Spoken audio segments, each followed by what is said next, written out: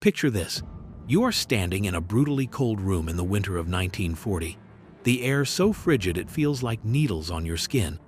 Before you, a man is forced to plunge his bare arms into a barrel filled with ice and water. He is held there, under guard, until the limbs are frozen solid. They are then removed, and a guard strikes them with a short stick. The sound is not the wet thud of flesh, but a brittle wooden clatter, like two planks being struck together. This is not some medieval torture chamber.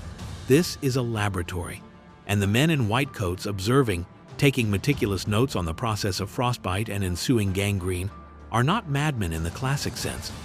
They are doctors and scientists, operating under the command of one of history's most depraved figures, a man whose ambition had metastasized into a political and scientific psychosis. And now, please stop the video and subscribe to our channel. To be able to keep making videos like this, we need to reach 1,000 subscribers as soon as possible. Thank you. Shiro Ishii. To understand how a man of medicine, sworn to preserve life, could become the architect of such systematic cruelty, we must peel back the layers of history, back to the feverish nationalism and imperial ambition of early 20th century Japan. Shiro Ishii was not born a monster, but a product of his time, supercharged by a grotesque personal ambition and a chilling lack of empathy. Born in 1892 in the Chiba prefecture, Ishii was a privileged son from a wealthy landowning family. He was brilliant, arrogant, and possessed a ferocious drive to distinguish himself. Graduating from the Kyoto Imperial University's medical department, he was quickly marked for greatness within the Imperial Japanese Army, but conventional military prestige was not his aim. He was captivated by a new, terrifying frontier of warfare: bacteriological weapons. Following World War I and the signing of the 1925 Geneva Protocol banning their use, Ishii saw not a prohibition, but an opportunity. He argued passionately, almost obsessionally, to his superiors that while use of such weapons was banned, their development was not. He saw germ warfare as the ultimate asymmetrical weapon, a way for resource-poor Japan to dominate its enemies cheaply and decisively. He was a master of political maneuvering, a charismatic salesman of death who painted visions of plague sweeping through enemy armies and cities, a silent, invisible victory. His superiors, steeped in an ultranationalist ideology that championed Japanese supremacy, were receptive. They saw in Ishii not a madman, but a patriot of perverted ingenuity. They gave him their blessing and, with it, the seeds of what would become the Togo Unit, the sinister precursor to a facility whose name would become a byword for unimaginable horror: Unit 731. The dark engine of his vision was now fueled, and its first destination was the vast, lawless frontier of occupied Manchuria, a place where the lives of human beings had no value and the darkest fantasies of science could be unleashed without consequence. The genesis of Unit 731 was not a single, monstrous creation but an evolution, a cancerous growth that began in the heart of Japan's military establishment and metastasized in the occupied territory of Manchuria. In 1932, after years of relentless lobbying and presenting his dark vision, Shiro Ishii was granted command of the newly formed Togo Unit, a covert biological and chemical warfare research division hidden within the Jongma Fortress, a grim, repurposed prison south of Harbin. This was Ishii's sandbox, a place to begin turning his theoretical abominations into practical weapons. But the fortress was too small, too visible, and its limitations chafed at Ishii's grandiose ambitions. A prison break and subsequent outbreak in 1935 forced a relocation, and with it, an opportunity for Ishii to build his perfect laboratory from the ground up. He selected a site in the Pingfang district, a quiet rural area just 24 kilometers south of Harbin.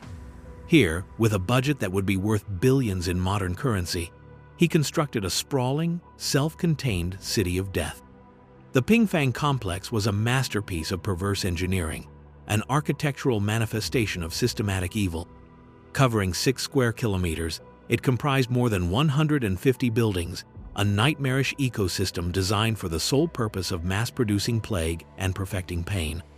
There were the towering administration buildings, the dormitories for the thousands of staff and their families, the Shinto shrine, the movie theater, and the brothel saw the trappings of a normal town, a thin veneer of civilization stretched taut over a core of absolute depravity.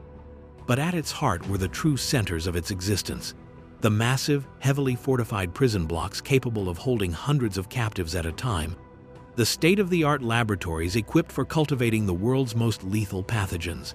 The animal breeding facilities to raise hordes of plague, infested rats and fleas, and the crematoria, whose chimneys puffed a constant greasy smoke into the Manchurian sky, the only tomb the victims would ever know. The stones of Pingfang themselves seemed to personify a cold, calculating cruelty, a place utterly divorced from human morality. Within these walls, Ishii's vision was law. He was the undisputed tyrant of this hidden kingdom, a place so secret it was officially designated as the Epidemic Prevention and Water Purification Department of the Kwantung Army, a bland title that masked a function of almost unimaginable horror. It was here that the victims, stripped of their names and their humanity, were given the chilling codename that would define their existence and their end: Maruta. The Japanese word for logs. They were no longer considered human beings but raw material, inert matter to be sawn, burned, and dissected in the pursuit of Ishii's twisted science. The complex was a living weapon, and the Maruta were its fuel. The individuals who vanished into the maw of Unit 731 were not faceless statistics. They were mothers, fathers, soldiers, intellectuals, farmers, and children, sucked into a vortex of scientific sadism from which there was no escape. They were the Maruta, the logs, a designation that was the first step in a meticulous process of dehumanization designed to allow the perpetrators to perform unspeakable acts without the interference of conscience. The majority of these helpless victims were Chinese captured resistance fighters, political prisoners, intellectuals, and often simply civilians swept up in random raids by the Kempeitai, the brutal Japanese military police. Entire families could disappear overnight, their presence on Earth systematically erased. Soviet prisoners of war, both military and civilian, also formed a significant portion of the captive population, their faces reflecting the ethnic diversity of the Union, Russians, Koreans, and Mongolians. The selection process was arbitrary and cruel. Anyone deemed anti-Japanese or simply expendable could become a candidate for Pingfang. They were rounded up under the guise of being spies or criminals, herded onto blacked-out trains, and transported to the secret complex, their journey ending in a place that was not on any map. Upon arrival, any lingering sense of self was violently stripped away. Their names were replaced with a 3-digit number. They were photographed, front and side, not for identification, but for documentation, like a specimen being catalogued before an experiment. Their past lives, their families, their very identities were rendered irrelevant. They were now simply bodies, vessels of flesh and blood to be used. The psychological torture of this process is almost impossible to imagine. The victims were housed in prison blocks under constant, sterile observation. They were well fed and kept in good physical health, not out of any sense of humanity, but for the same reason a scientist maintains a healthy stock of laboratory rats. They needed a clean slate, a healthy organism upon which to measure the ravages of disease, dismemberment, and death. The guards and researchers spoke of them not as people but as objects, a linguistic trick that completed the moral disengagement. A young, healthy woman became a good log for frostbite testing. A child became a subject for pathogen efficacy. This systematic dehumanization was the philosophical bedrock of Unit 731. It was the anesthetic that numbed the souls of the enforcers, allowing them to carry out the will of their tyrant, Shiro Ishii. Their fate was almost always tragic, a slow, terrifying descent into unimaginable suffering, their final moments recorded not with compassion, but with the cold, detached curiosity of a botanist studying a dying plant. They were trapped, their struggle not just to survive, but to maintain a flicker of their own humanity against an overwhelming force designed to extinguish it entirely. In the cold, sterile laboratories of Pingfang, the perversion of medical science reached its absolute zenith with the practice of human vivisection. This was not a rare or isolated horror but a routine, assembly line procedure, a cornerstone of the research that Shiro Ishii believed would elevate him and the Japanese Empire to greatness. The supposed scientific rationale was to observe the inner workings of the human body in real time, to see organs functioning, to study the progress of diseases and the effects of trauma as they happened within a living system. But this clinical justification was a thin, transparent veil over an act of supreme sadism. The victims, the Maruta, would be dragged from their cells and strapped tightly to metal gurneys in operating theaters that were more like butcher shops. They were fully conscious. Anesthesia was deliberately withheld because it was believed it might alter the physiological responses being studied. The terror in those final moments is a chasm of horror that the modern mind struggles to bridge. Imagine the cold steel against your back, the smell of antiseptic failing to mask the coppery scent of blood, the casual conversation of the surgeons as they select their scalpels. Then, the first incision. The screams that followed were not considered cries of human agony but simply auditory data, an inconvenient byproduct of the experiment. Teams of doctors and technicians, the complicit system enforcers, would work with a practiced, desensitized efficiency. They would open up a chest cavity to watch a living heart beat, timing its rhythm as the victim slowly bled to death. They would remove organs one by one, a stomach, a kidney, a section of intestinetto, see how long the body could survive without them. They performed vivisections on prisoners deliberately infected with diseases like the plague, dissecting them at various stages of the illness to chart its pathological course through living tissue. Pregnant women, often impregnated by the unit's own doctors, were vivisected so that the researchers could study the effects of trauma on a fetus. Limbs were amputated and sometimes crudely reattached to the opposite side of the body to study the onset of gangrene. Portions of the brain, liver, or lungs were removed to observe the resulting systemic failures. The focus was always on the internal suffering and motivation, a psychological lens that framed the victim's agony as mere data points in a grand, horrific experiment. This was the world Shiro Ishii had created, a place where the Hippocratic Oath was inverted, where the tools of healing became instruments of torture, and where the human body was treated as nothing more than a biological machine to be disassembled. The scientific curiosity of Shiro Ishii and his subordinates was not confined to the sterile theater of vivisection. It extended to the elemental forces of nature, seeking to understand and weaponize the very environment against the human body. The Manchurian winters, with their brutal sub-zero temperatures, provided the perfect natural laboratory for some of Unit 731's most notoriously cruel experiments, the study of frostbite. This was not research for the sake of saving soldiers from the cold. It was a morbid exploration of human endurance pushed far beyond any conceivable limit. Maruta were marched outside in the dead of winter, sometimes naked, and forced to stand for hours as the icy wind tore at their skin. In a more controlled version of the experiment, their limbs would be submerged in tubs of ice and water until they were frozen solid. A researcher, often a young, ambitious member of the unit's youth corps, would then tap the frozen limb with a cane. It would make a sound like a block of wood. The test was to see what would happen next. The methods of thawing were varied and grotesque. Sometimes, the frozen limb would be simply left to thaw in the air. Other times, it would be drenched in freezing, warm, or boiling water to observe the differences in tissue decay. The results were predictably horrific. The flesh, starved of blood, would begin to rot, turning black and separating from the bone.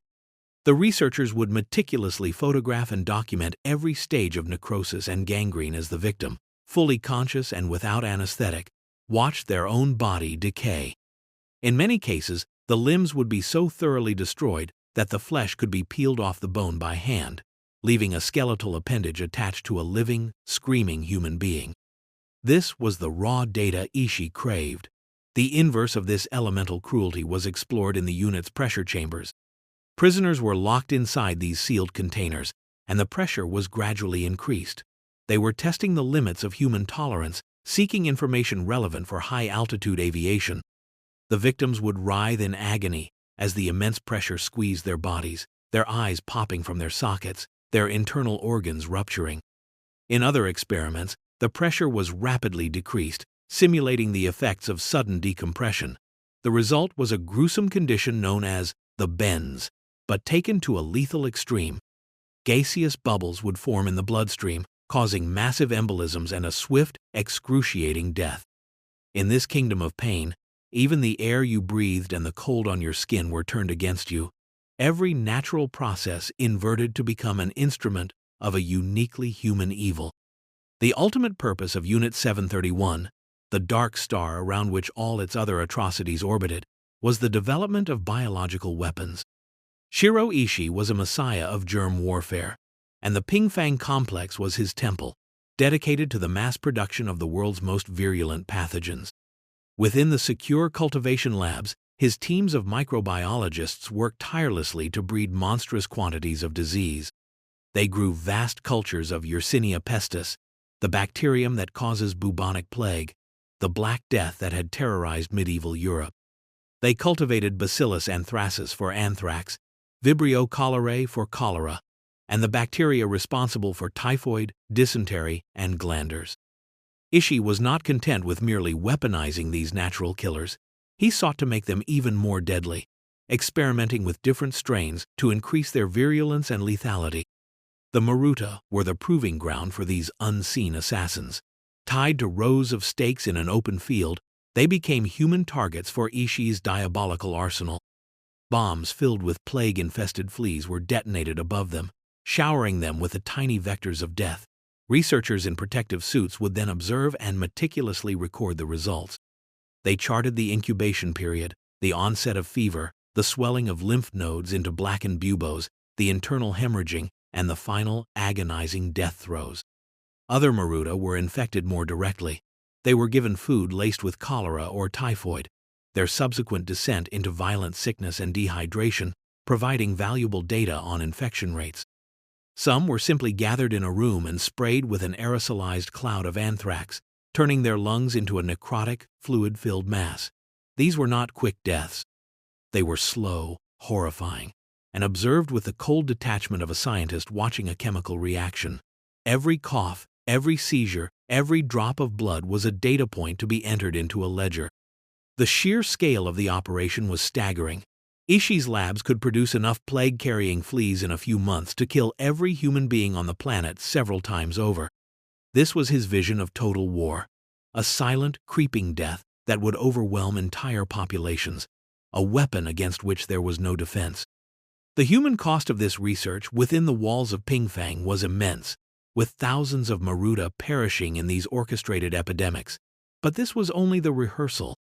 The final act of Ishii's grand, horrific drama would take place outside the laboratory, in the unsuspecting towns and villages of mainland China. The horrors conceived within the walls of Unit 731 were not destined to remain a laboratory secret. They were weapons, and Shiro Ishii was eager to see them deployed. Beginning in the late 1930s and escalating throughout the early 1940s, the Imperial Japanese Army unleashed the plagues of Pingfang upon the civilian population of China. This was not warfare in any conventional sense. It was state-sponsored bioterrorism on a scale that remains unparalleled. The methods of delivery were as ingenious as they were depraved. Japanese aircraft would fly low over targeted cities and towns, not to drop bombs, but to release canisters filled with grain and rice mixed with plague-infested fleas. To the unsuspecting civilians below, it looked like a strange, perhaps even benevolent, act. Children would run out to gather the grain, unknowingly bringing the agents of their own death into their homes. In other attacks, the planes dropped porcelain bombs, designed not to explode with shrapnel, but to shatter on impact, dispersing a cloud of pathogens like anthrax or cholera over a wide area. Water sources, wells, rivers, and reservoirs were contaminated with typhoid and dysentery, sickening entire communities from the inside out. Cities like Ningbo, Changde, and numerous locations throughout Zhejiang and Hunan provinces became epicenters of these man-made epidemics. Local doctors, unaware of the sinister origin, were overwhelmed by sudden explosive outbreaks of diseases they had rarely seen. Bubonic plague, a medieval terror, suddenly reappeared, sweeping through neighborhoods with terrifying speed. The suffering was immense. Entire families were wiped out, their bodies left in the streets as fear and paranoia gripped the survivors. The Japanese military would often follow these biological attacks with conventional ground assaults, moving in to occupy areas whose populations had been decimated and demoralized by disease. Ishii himself often supervised these operations, taking a ghoulish pride in the effectiveness of his creations. He would travel to the front lines, sometimes performing autopsies on the victims of his plagues to gather more data, ever the scientist in the midst of the carnage he had wrought. It is impossible to know the true death toll of these attacks. Estimates range from the tens of thousands to as high as 500,000 innocent Chinese civilians. They were the ultimate helpless victims, given no warning, no chance to defend themselves, killed by an enemy they could not see, for reasons they could not comprehend. Their tragic fate was a chilling testament to the reach of Ishii's obsession, an evil that could not be contained by the fences of his Manchurian camp. The monstrous machinery of Unit 731 could not have functioned with only one man at the helm.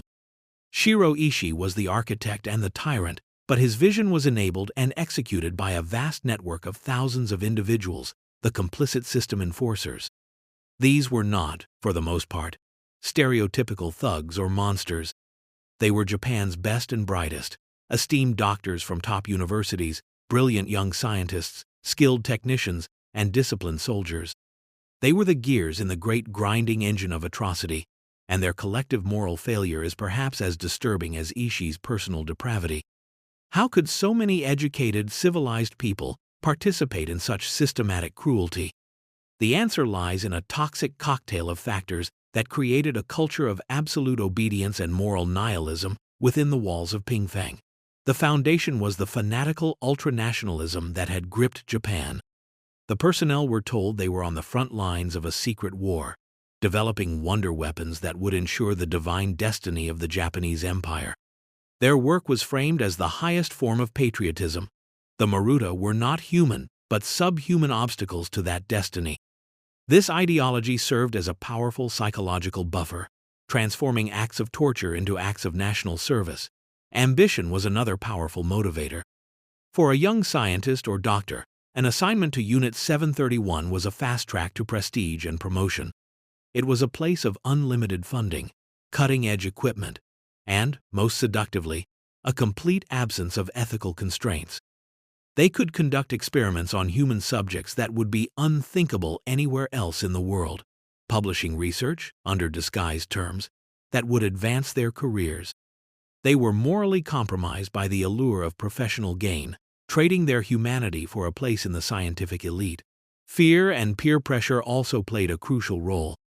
The unit was a highly secretive military organization. Dissent was not tolerated.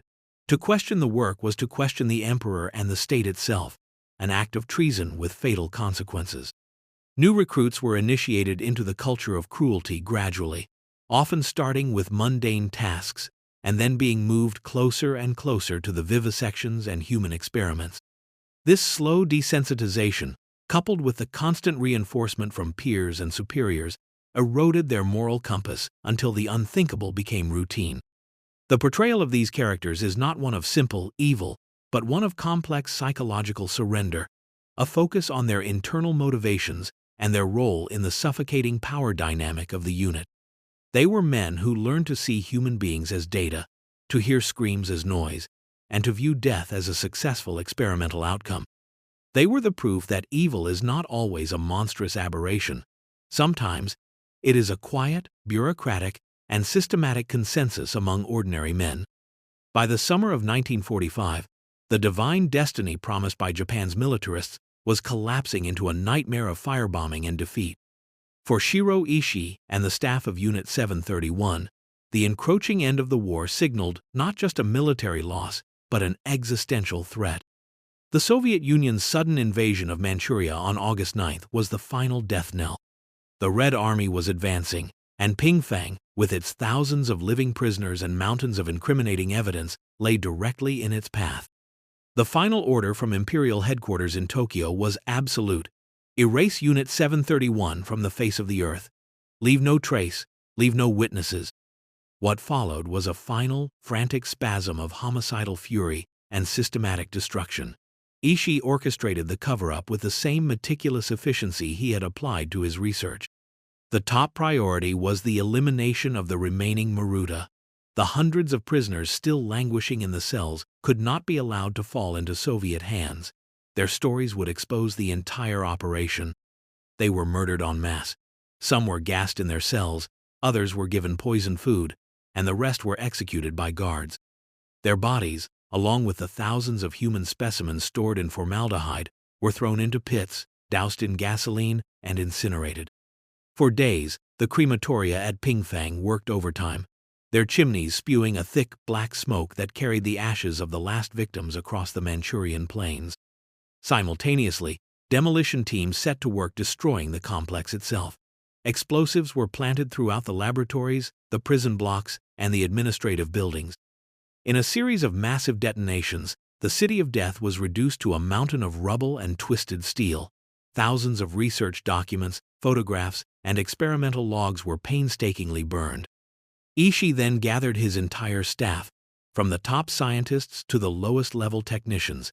He gave them their final orders: scatter across China and attempt to make your way back to Japan. He issued them vials of potassium cyanide, ordering them to commit suicide rather than be captured. He strictly forbade them from ever speaking of their work to anyone, or from taking up any public-facing positions in post-war Japan. He then enacted his own escape plan, faking his death in a staged funeral while he fled with his family, carrying with him the most precious and damning asset of all: the data, the culmination of over a decade of human experimentation, which he saw not as a mark of shame, but as his ultimate bargaining chip.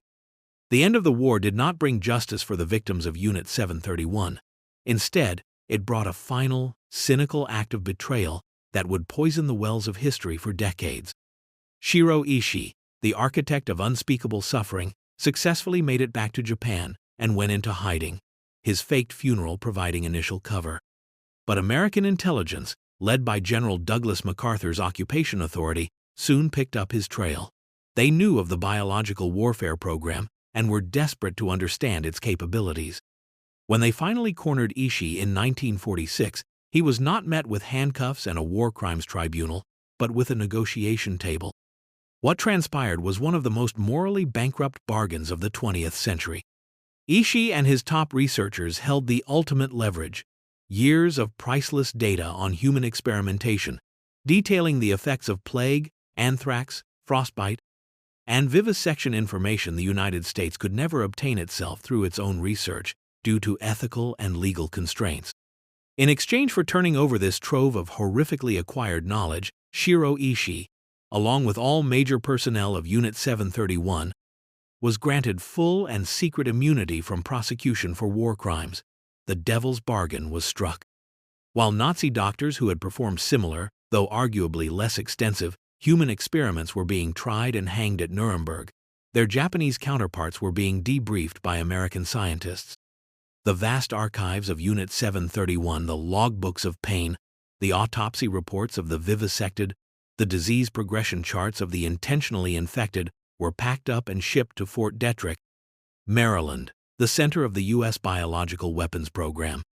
The American government classified the entire affair at the highest level, burying the truth for fear of public outrage and the geopolitical ramifications if the Soviet Union learned of the deal. Ishii and his accomplices walked free. Many went on to have distinguished and lucrative careers in the very fields they had so horrifically perverted, becoming heads of medical schools, founders of pharmaceutical companies, and prominent figures in Japan's medical establishment. Shiro Ishii himself lived out his days in relative obscurity, dying of throat cancer in 1959. This final act concludes with a somber, philosophical reflection on the chilling reality of this history. The pursuit of national security and military advantage led the victors to compromise the very principles of justice they claimed to be fighting for. The human cost was erased. The victims were rendered voiceless twice, first by their murderers and then by the silence of post-war realpolitik. The unquiet ghosts of the Maruta haunt the narrative of the 20th century, a permanent and unsettling reminder that in the calculus of power, human life can be rendered a mere variable, and even the most monstrous of evils can be sanitized, classified, and ultimately forgiven in the name of strategic advantage.